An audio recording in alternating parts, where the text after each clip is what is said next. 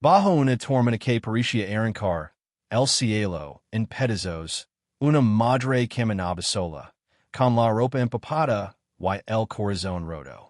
Sus propios hijos la habían expulsado de casa como si fuera una desconocida, sin imaginar que, al hacerlo, estaban destruyendo la única persona que jamás los había traicionado.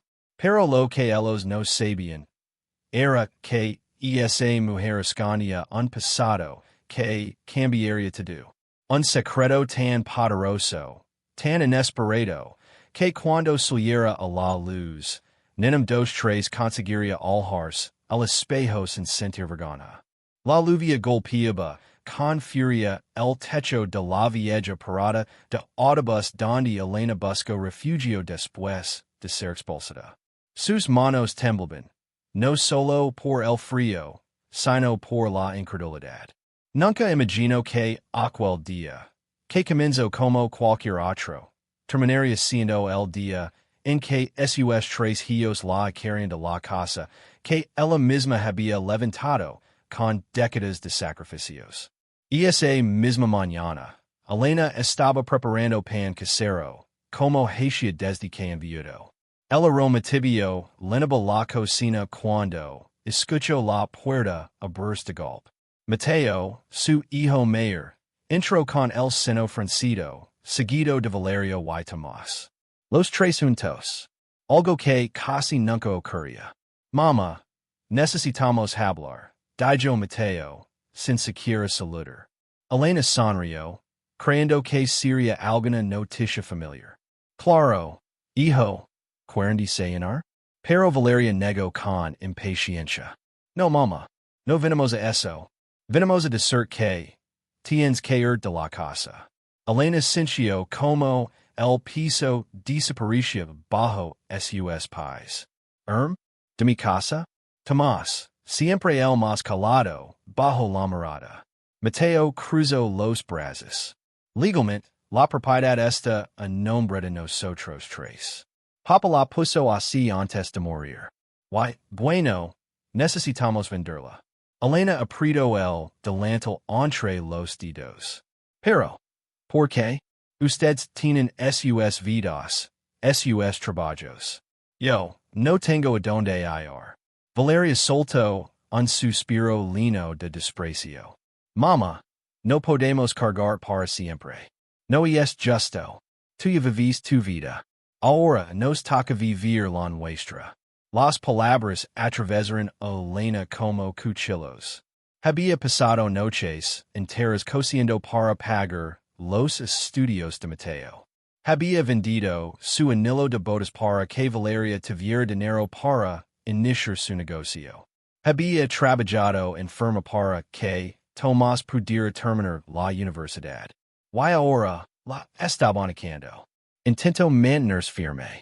Si necesitan tiempo, si necesitan espacio, puedo quedarme en un cuarto pequeño. Yo no molesto. Pero Mateo cortó la conversación. Te damos hasta las 6 de la tarde. Después, por favor, vite. Esa tarde, Elena empacó su vida en dos bolsas viejas. Nadie la ayudó. Nadie lo ofreció siquiera un paraguas cuando salió, y la tormenta comenzó a caer. Los tres hijos se quedaron bajo el techo seco del Porsche, observándola marchar sin decir ni una palabra. Elena caminó sin rumbo, mientras el agua le corría por el rostro, mezclándose con el llanto que no podía controlar.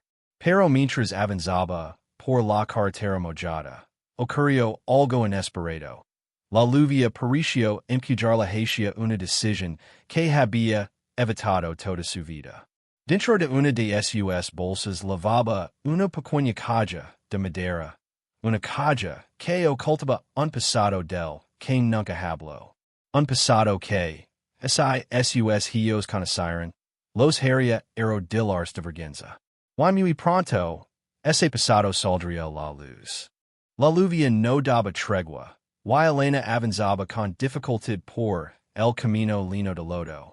Cada paso era una lucha entre su cuerpo cansado y el dolor que lo apretaba el pecho. No sabía cuánto tiempo había pasado desde que dejó la casa, pero sus piernas temblaban. La ropa empapada lo pasaba como piedras, y sus manos apenas podían sostener las bolsas. La carretera rural parecía interminable. El agua le caía en el rostro, haciendo difícil ver. Intentó seguir caminando, aferrándose a la delgada esperanza de encontrar un lugar donde pudiera descansar. Pero su cuerpo ya no podía más. Un resbalón, un grito ahogado. Y Elena cayó de rodillas en la tierra, las bolsas cayendo a su lado. El frío la envolvió como un manto cruel.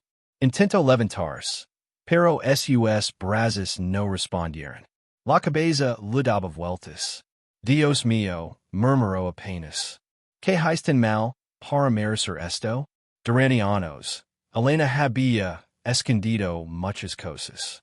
Había ocultado su origen, sus sacrificios, sus renuncias. Siempre pensó que revelar su pasado solo traería problemas o envidias.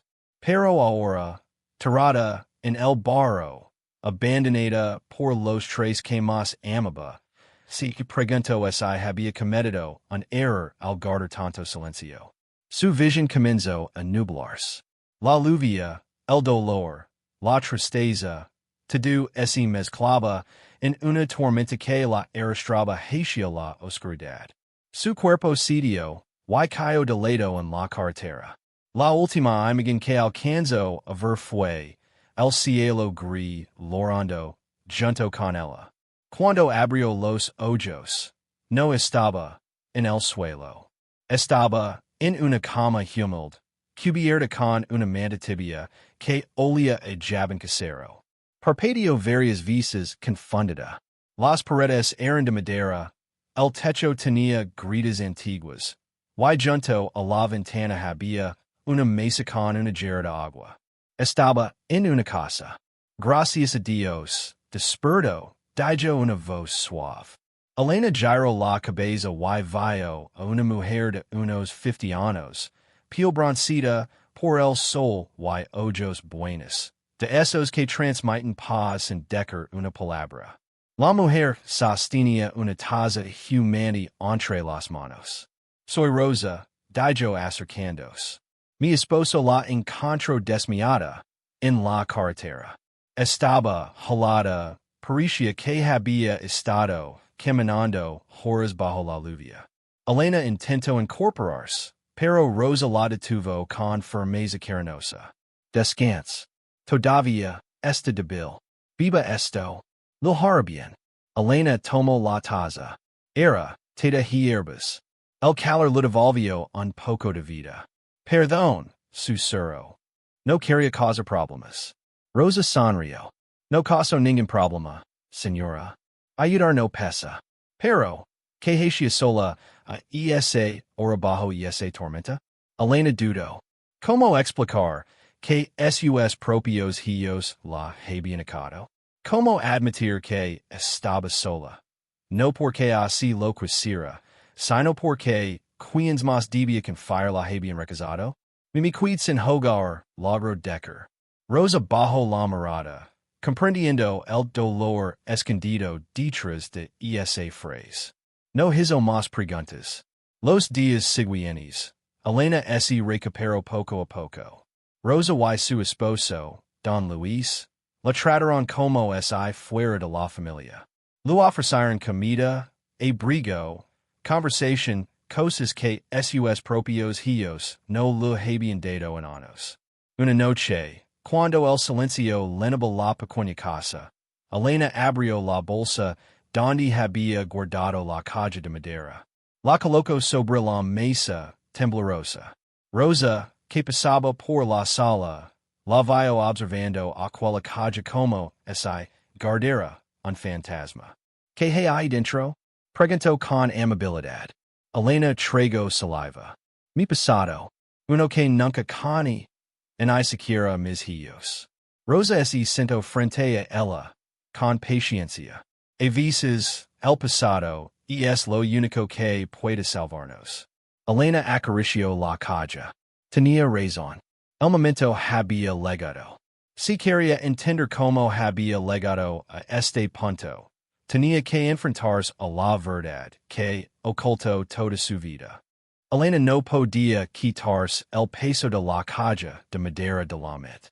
Durante días, la dejó en la mesa, observándola como si fuera una bestia dormida, esperando el momento exacto para abrirla. Pero al final, no pudo resistir más.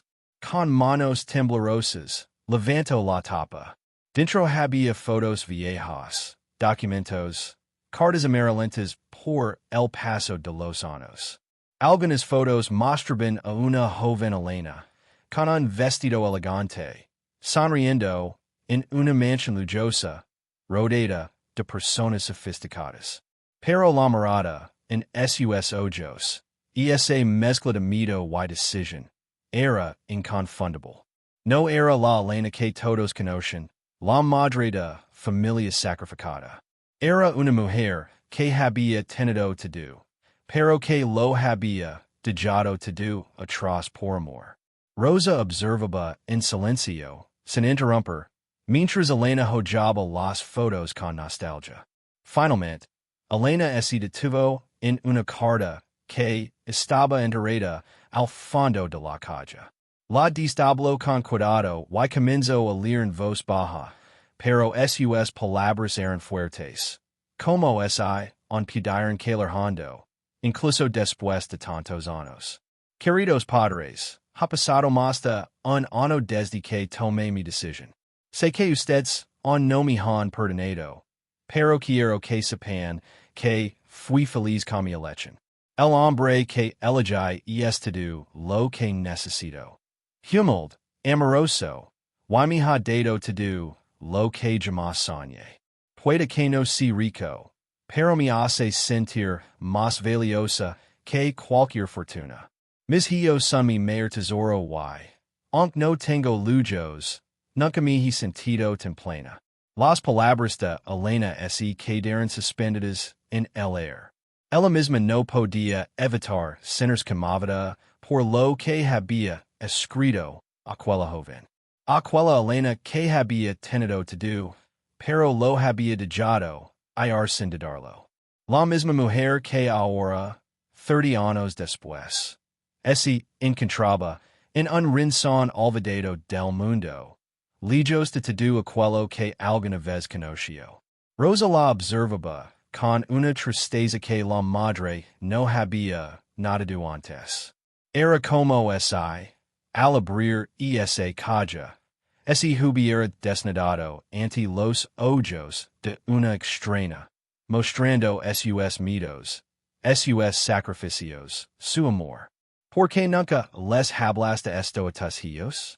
Preguntó Rosa, después de un largo silencio. Elena cerró la carta con suavidad, guardándola de nuevo en la calle. Miró a Rosa, sus ojos llenos de lágrimas reprimidas. ¿Cómo podría? Respondió con un suspiro profundo. Ellos nunca entenderían. Siempre he sido la mamá que lo de todo, la que lucha hasta el final. Pero, nunca les conté lo que me costó todo esto. El sacrificio que fue renunciar a mi familia, a mi vida de antes, por ellos. Nunca se dieron cuenta de cuánto tuve que esconder, de cuánto lor por la vida que dejé atrás. Rosa asintió lentamente, comprendiendo más de lo que Elena había revelado. No era solo una madre que había sufrido, era una mujer rota que había hecho sacrificios sin esperar nada a cambio, en siquiera gratitud. En su interior, Elena había guardado un secreto, uno tan grande que en sus propios hijos lo sabían. Lo único que quería era que ellos fueran felices. Elena miró la calle con una mezcla de arrepentimiento y amor. Cuando me mudé con mi esposo, todo era tan diferente. No teníamos dinero, no teníamos lujos, pero teníamos algo más importante, el uno al otro. Después vinieron los niños y, aunque no tenía mucho, les di todo lo que pude. Pero nunca les dije que podría haber tenido más. Nunca les conté que lo dejé de do por ellos. Al día siguiente, Elena decidió que debía regresar a su antigua casa. Quería enfrentarse a sus hijos, decirles la verdad, hacerles saber lo que realmente había pasado. Quizá, pensó, así entendían el sacrificio, el amor que había dado, podrían perdonarla. Why, tal vez, ella podría empezar a perdonarse a sí misma. Rosa y Don Luis la acompañaron en el camino. No podían dejar que regresara sola. El viaje de vuelta fue silencioso, pero en el aire flotaba una tensión palpable. Elena sabía lo que debía hacer, pero eso no la hacía sentir menos temerosa. Sabía que sus hijos no la esperarían con los brazos abiertos, pero también sabía que debía enfrentarlos, que debía decirles la verdad para poder cerrar ese capítulo de su vida. Cuando llegaron a la casa, Elena vio desde lejos la gran propiedad que había construido con tanto esfuerzo, la casa que sus hijos habían convertido en su prisión. La lluvia había cesado, pero el cielo seguía gris. Al llegar, Elena notó que la puerta estaba abierta, como si sus hijos ya la esperaban. Sus manos temblaban de nerviosismo, pero cuando puso un pie dentro de la casa, el recuerdo de todos esos años de sacrificios la envolvió, dando fuerzas. Mateo, Valeria y Tomás estaban allí, esperando, aunque nadie se atrevió a mirarla directamente. Elena los observó, y por un momento se preguntó si aún quedaba algo de esos niños que ella había creado con tanto amor. Mamá, ¿por qué has vuelto?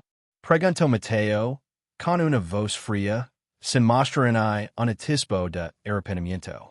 Elena respiró hondo, con la caja en las manos. La miró y, por primera vez en mucho tiempo, sintió que tenía algo más que decirles que solo reproches. Les había contar la verdad, aunque eso no la salvaría. Solo esperaba que, al final, pudieran entender que el amor vale más que todo el dinero del mundo. Porque, dijo Elena con voz firme, aunque su corazón latía a 1000 por hora. Porque soy más que una madre que les dio todo. Soy una mujer que sacrificó una vida entera por amor. Y hoy, quiero que sepan lo que realmente sucedió. Y con esas palabras, Elena abrió la caja por segunda vez, no solo para sus hijos, sino para el mundo que tanto había intentado olvidar. El pasado, finalmente, comenzaba a salir a la luz. Elena observó a sus hijos, esperando alguna reacción. Pero no hubo gritos, ni llanto, ni reproches. Solo silencio. Mateo, Valeria y Tomás se miraban entre ellos, desconcertados, como si lo que acababan de escuchar no tuviera sentido. ¿Qué quieres decir con eso, mamá? Preguntó Valeria, su voz temblando ligeramente, sin atreverse a mirarla directamente. Elena dio un paso adelante, manteniendo la mirada firme, como si el dolor de todos esos años se hubiera transformado en una fortaleza dentro de ella. Lo que quiero decir, hija, comenzó con calma, y es que no siempre fui la mujer sencilla que conocieron. Yo venía de una familia rica. Mis padres me dieron todo lo que podría haber querido, pero yo elegí otra vida. Elegí un hombre que no tenía dinero, pero tenía algo mucho más valioso, amor. Mateo arqueó una ceja, incrédulo, sin poder comprender lo que estaba oyendo. ¿Eres rica? Su voz era una mezcla de sorpresa y escepticismo. Sí, respondió Elena, sin perder la compostura. Lo era, pero decidí renunciar todo eso para estar con el hombre que amaba, el hombre que fue su padre. Tomás, El hijo más calado, no decía nada. Su rostro reflejaba una mezcla de confusión y culpa. Elena se acercó a él. Por un momento, pensó que algo en su hijo podría haber cambiado. Pero no. Lo único que vio en sus ojos fue el mismo vacío. ¿Y por qué nunca nos contaste esto, mamá? Preguntó Mateo, su tono más duro ahora, casi acusador. ¿Por qué nunca nos hablaste de tu vida antes de nosotros? Elena suspiró profundamente, sintiendo que el peso de todos esos años caía sobre sus hombres. Sabía que, al final, nada de lo que dijera cambiaría lo que había sucedido. ¿Por qué no quería que me miraran con otros ojos? Quería que supieran lo que es vivir con poco, trabajar por cada centavo, sacrificarse por la familia. Pero, sobre todo, quería que entendieran que el amor es lo único que importa. Es lo único que vale la pena. Valeria parecía perdida, luchando por procesar todo lo que estaba escuchando. Pero, al final, Elena sabía que lo más importante no era lo que ellos pensaron de ella. Ya había hecho su elección. El pasado ya no podía ser cambiado, pero el futuro aún tenía una oportunidad. ¿Sabes lo que hay por vosotros? Continuó Elena, con la voz quebrándose un poco, aunque su mirada permanecía firme. Vení mis joyas, las únicas que me quedaban de aquel tiempo, para poder pagar la Universidad de Mateo. Vení la alianza que mi esposo me dio para que Valeria pudiera iniciar su negocio. Cada sacrificio lo hais por amor a vosotros. Sin embargo, me castigas de casa como si fuera una extraña. La verdad salió a la luz. Por primera vez en mucho tiempo, Elena se sintió libre. No le importaba si sus hijos entendían o no. Había hablado de su vida, de sus sacrificios, de sus renuncias. Ahora, todo lo que podía hacer era esperar que el tiempo hiciera lo que las palabras no podían. Elena guardó silencio, observando a sus hijos, esperando que absorbieran sus palabras. El tiempo pareció detenerse en ese instante. Ninguno de los tres se movió, pero sus rostros ya no mostraban la indiferencia de antes. Algo había cambiado. Tal vez entendían finalmente. Mateo fue el primero en hablar, su voz baja, cargada de arrepentimiento. Mamá, no sé qué decir. Lo siento mucho por todo. Valeria, con lágrimas en los ojos, se acercó a ella y susurró. Te falemos, mamá. Perdón por no haber escuchado antes. Tomás, el más calado, tomó air y se acercó también. Sin palabras, simplemente abrazó a Elena. Un abrazo sincero, como si tratara de enmendar todo el daño. Elena los miró, sintiendo un nudo en la garganta. No importaba cuánto tiempo hubiera pasado, en lo que se hubiera perdido. Lo que importaba ahora era que sus hijos comprendieran. Habían empezado a entender. Estoy dispuesta a perdonarlos, dijo Elena, con la voz entrecortada. Pero necesito tiempo. Y sobre todo, necesito que demuestren con acciones lo que me prometen ahora. Por primera vez en mucho tiempo, Elena sintió esperanza. El amor, al fin, había comenzado a sanar las heridas.